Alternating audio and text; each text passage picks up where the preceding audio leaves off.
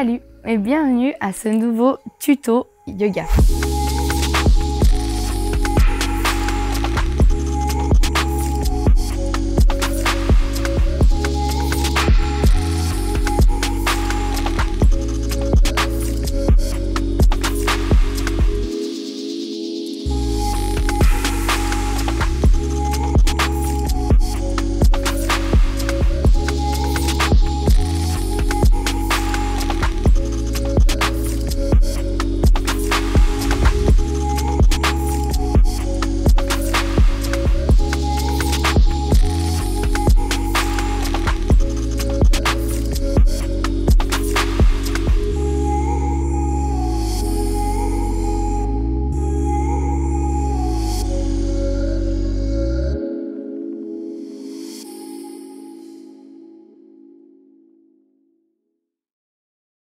L'idée de cette série de tutos est de venir voir différentes postures de yoga, qu'elles soient simples ou qu'elles soient difficiles, ça c'est pas vraiment l'idée, mais de simplement revoir ces postures et prendre le temps, un peu comme dans un Asana Lab que tu ferais dans un workshop, que tu ferais dans une formation de yoga ou dans une retraite, et venir voir petit à petit, point par point, comment faire cette posture de yoga.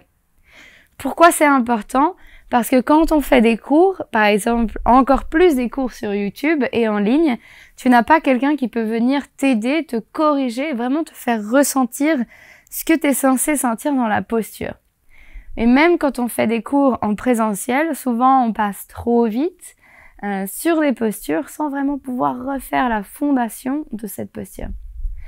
Donc c'est pour ça que c'est vraiment important. En yoga, on peut se blesser, on peut se faire mal. Donc j'ai décidé de créer cette série de postures, cette série de vidéos tuto. L'idée est d'en ajouter de temps en temps, peut-être une, peut-être deux par mois sur YouTube, et comme ça, petit à petit, tu auras vraiment un ensemble de tutos dans lesquels piocher si tu as des questions sur certaines postures. Et même d'ailleurs, certaines fois, les plus simples sont les plus compliquées et surtout les plus importantes parce qu'on y passe très souvent. Comme d'ailleurs la posture d'aujourd'hui qui est la posture du guerrier 1, Virabhadrasana 1. C'est une posture que tu retrouves dans tous les cours de yoga Vinyasa et de Ashtanga aussi. Elle fait partie complète des salutations au soleil, la salutation au soleil B, et fait partie de beaucoup d'enchaînements, de séquences de asana que tu retrouves dans le Vinyasa. L'idée du guerrier 1, si je te montre très vite et après on y revient, c'est d'avoir une jambe devant et une jambe derrière, d'avoir le pied ouvert à 45 degrés et d'avoir les bras étirés vers le ciel devant. Voilà notre guerrier 1. Elle a l'air facile et pourtant, je trouve personnellement que c'est une des postures les plus complexes du yoga, car elle demande beaucoup de jeu de hanches et ce qui n'est pas tout à fait naturel, je dirais, pour des occidentaux comme nous qui n'ont plus beaucoup de flexibilité dans les hanches. C'est quelque chose qu'on a beaucoup, on a les hanches toutes serrées et ça devient très dur. Pour avoir le bon écartement, normalement dans une salutation au soleil, on viendrait de notre chien tête en bas. Traditionnellement, on soulève juste le pied. Alors, je vais soulever le pied gauche pour que vous voyez mieux. Et on vient le mettre entre les mains à l'avant du tapis. L'idée est d'aligner le talon de nos mains avec le talon de notre pied. Depuis là, ouvrir le pied arrière à 45 degrés. Et quand on dit 45 degrés, c'est pas 90 ou 90 angle droit, qui est là perpendiculaire au tapis, ni d'ailleurs parallèle, comme ça, mais vraiment entre deux.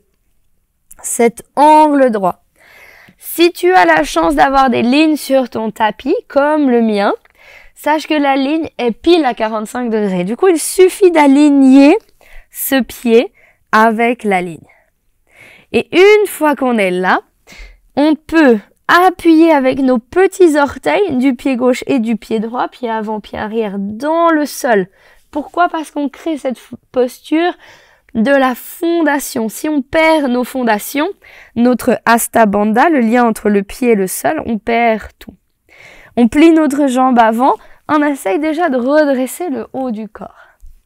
Et là, une chose importante, même je dirais la plus importante de notre guerrier 1, c'est de ne pas avoir le pied avant et le pied arrière sur la même ligne. Traditionnellement, c'est ce qu'on faisait, ce qu'il se passait, sauf que maintenant nos hanches ne sont plus assez ouvertes pour le faire. Donc même si on a un pied devant, un pied derrière, on va garder l'écartement de nos hanches dans nos pieds. Donc l'idée, c'est par exemple si j'avançais mon pied droit en avant, j'aurais pile un écartement des hanches. À nouveau, tu peux t'aider des lignes, et si tu n'as pas de ligne, c'est pas grave, mais mets le pied avant plus sur un côté et le pied arrière plus sur l'autre côté, de sorte que tu puisses vraiment faire tourner tes hanches face à l'avant du tapis. Mets les mains sur tes hanches et viens chercher tes crêtes iliaques, les crêtes qui sont là devant, avec tes doigts, et va en arrière avec tes pouces. Et pousse ces hanches vraiment face à l'avant du tapis. Attention à ne pas venir dans une antéversion du bassin, quand les fesses poussent en arrière, le ventre en avant, car on va venir coincer des nerfs ici et on va se faire mal petit à petit. Pour ça, on va pousser nos doigts vers le haut et nos pouces vers le bas pour forcer cette rétroversion du bassin. Une fois que tu es là, tu peux venir monter les bras vers le ciel et tu as un guerrier 1. Si ça tire là, dans le psoas, dans le quadriceps, c'est normal. C'est parce que cette posture est vraiment intense pour ce côté. On va essayer de relâcher notre fesse, de regarder loin devant nous, de monter les bras encore un peu plus. Et voilà. Si tu veux rendre le guerrier 1 plus facile, n'hésite pas à réduire l'ouverture, l'écartement de tes pieds. Tu peux très bien avoir un mini guerrier 1 qui va très bien. Pourquoi il est plus facile? Parce que tu es plus haut et du coup ton psoas et ton quadriceps demanderont beaucoup moins d'efforts pour avoir les hanches face à l'avant du tapis. Pas besoin d'avoir la jambe avant à 45 degrés en angle droit, mais simplement aligner genoux et talons, genoux et cheville. Et de là, monte les bras vers le ciel, guerrier 1. Même si c'est un mini guerrier 1, c'est très bien, c'est parfait. Petit à petit, tu verras que l'ouverture s'agrandira, que l'angle se grandira. Toujours pense à aligner cheville, genou. Pas aller plus loin, tu risques de te blesser au genou et à la cheville, mais pas non plus aller trop en arrière, sinon c'est de la triche. Et tu ne travailleras jamais dans ta vraie posture du guerrier 1. Vraiment aligner les deux. Et quand tu es dans un cours, n'hésite pas à tourner tes hanches volontairement. Quand on travaille une posture beaucoup d'un côté, il vaut toujours bien la faire de l'autre. Sinon, on finit complètement désaxé. Alors, je t'invite à réessayer directement ton guerrier 1 de l'autre côté. À nouveau, fais ton petit travail. Essaye d'aligner genoux, cheville. De presser dans le petit orteil gauche et le petit orteil droit dans le sol. Une fois que tu te sens assez bien, mets les mains sur les hanches. Tourne les hanches face à l'avant du tapis. Regarde si tu es en antéversion et essaye de pousser le pouce en bas et les doigts en haut pour venir chercher ta rétroversion du bassin. Tu dois avoir les abdos engagés, sentir le dos qui est le plus droit possible, sans ce psoas là qui s'allonge, qui s'étire. Une fois que tu es bien, monte les bras vers le ciel. Option du Ashtanga, d'aller toucher les mains ensemble et les pouces et encore un peu plus haut. Mais c'est très intense pour les épaules, si tu ne le sens pas. Viens simplement écarter largeur des épaules, pousser ses bras vers le ciel et essayer de ne pas perdre ta fondation. Puis gentiment sors de la posture. Tu peux simplement marcher sur l'avant de ton tapis et venir secouer les hanches, les jambes, les cuisses. Chose qui est très intense dans ce guerrier. Ouais, bien. Une dernière façon de le travailler qu'on fait rarement en cours parce que ça prend du temps. On peut venir se placer sur la largeur de notre tapis en Tadasana. Et on va essayer d'écarter les pieds, largeur d'une jambe. Alors on imagine cette jambe-là, on la met sur le sol et on a notre écartement des pieds. Depuis là, on ouvre les bras de chaque côté. Et on va ouvrir le pied droit sur le côté. Ouais, bien. Depuis là, on se rend compte qu'on a encore nos talons alignés l'un sur l'autre, sur la même ligne. Et c'est pas ce qu'on veut dans notre guerrier 1. Du coup, on va soulever notre talon arrière pour le mettre à 45 degrés. Petit à petit, avoir nos hanches qui se tournent. Et si on n'arrive pas à avoir nos hanches bien face à l'avant du tapis, ce qui est très certainement le cas, on vient ouvrir le pied droit encore un peu plus à droite. Depuis là, on peut mettre les mains sur les hanches. On sent que nos hanches regardent la droite de notre tapis. On plie la jambe avant. Puis on monte les bras vers le ciel. Et on est de nouveau dans notre guerrier 1.